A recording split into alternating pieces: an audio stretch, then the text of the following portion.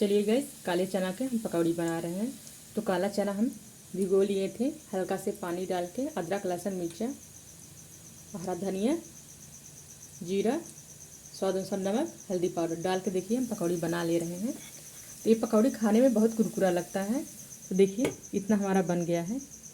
गरम गरम खाएंगे तो इसका स्वाद अलग ही रहेगा। एक प्याज आप पीस लीजिएगा।